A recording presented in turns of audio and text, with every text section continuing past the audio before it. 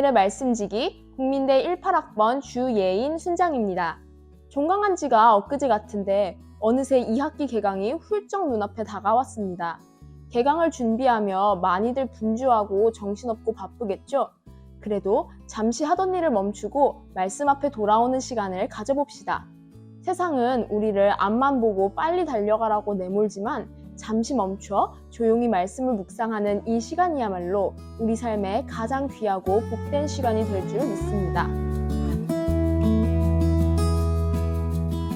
오늘 본문은 사무엘상 22장 11절에서 23절 말씀입니다. 사울이 다윗을 도와준 제사장 아히멜렉을 비롯한 제사장 85명을 죽이고 제사장의 성읍 놉을 쳐서 진멸하는 이야기를 오늘 말씀에서 볼 수 있습니다. 오늘 말씀을 묵상하며 하나님을 떠나 자기 자신이 중심이 되어버린 사람의 세 가지 특징을 발견하여 돌아보게 되었습니다. 첫째로, 하나님을 떠난 사람은 진리와 진실을 왜곡합니다. 사울은 아히멜렉이 다윗에게 먹을 것과 무기를 제공해준 행위를 다윗과 결탁하여 자신을 공격하려 함이 아니었느냐고 질타합니다. 아히멜렉은 왕의 사위이자 가장 충실한 신하인 다윗을 이전에도 그랬듯이 선한 의도로 도운 것일 뿐이라고 항변하지만 진리의 귀를 기울일 마음을 잃어버린 사울은 그 말을 믿지 않았습니다. 이미 하나님을 떠나 자신의 마음과 생각에만 집착하고 있는 사울은 하나님께서 말씀을 통해 주시는 진리를 볼 수도 들을 수도 없게 된 것입니다. 진실에 눈과 귀를 닫아버린다면 우리도 사울처럼 왜곡된 가치관 속에서 살아갈 수밖에 없을 것입니다. 둘째로, 하나님을 떠난 사람은 주어진 또 한 번의 기회마저 스스로 저버립니다. 사울은 신하들에게 아히멜렉과 다른 제사장들을 모두 죽이라고 명령을 내리지만 왕의 신하들은 제사장들을 죽이려 하지 않습니다.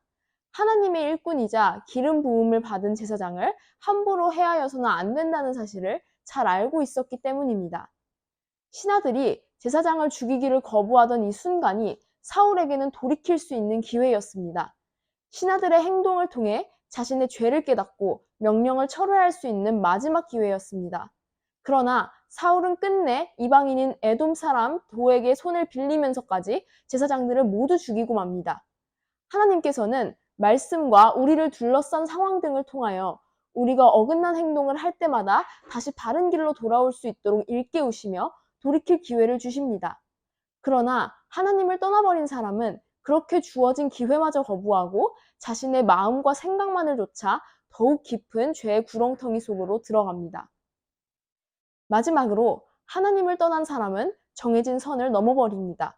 아히멜렉과 다른 제사장들을 몰살한 사울은 여기서 그치지 않고 제사장의 성읍인 놉으로 가서 성읍 전체를 진멸합니다. 그곳에 살고 있던 성인 남녀뿐만 아니라 어린이와 젖먹이, 심지어는 가축들까지 영문도 모르고 전부 죽임을 당했습니다. 이처럼 하나님을 떠나 자기 마음대로 행동하기 시작한 사람은 마치 브레이크가 고장난 자동차처럼 정도를 넘어서 악행을 끊임없이 행합니다. 진리의 말씀에 귀 기울일 마음도 사라졌고 다시 돌아올 기회마저 스스로 포기했기에 아무런 분별 없이 죄의 길로 더 깊숙이 들어가게 되는 것입니다. 오늘 말씀을 읽고 잠시 우리 스스로를 돌아보는 시간을 가졌으면 좋겠습니다. 우리 뜻대로만 행동하고 싶어 하나님의 말씀을 은근히 왜곡하여 받아들이려 하지는 않는지, 다시 돌아오라고 말씀하시며 기회를 허락하시는 하나님의 은혜를 놓치고 계속해서 죄의 길로만 빠져들려 하지는 않는지 점검하는 하루를 보냈으면 좋겠습니다. 어떠한 상황에서도 하나님의 말씀을 놓지 않고 그 진리의 음성에 귀를 기울이는 오늘 하루를 살아가기를 주님의 이름으로 기도하며 축복합니다.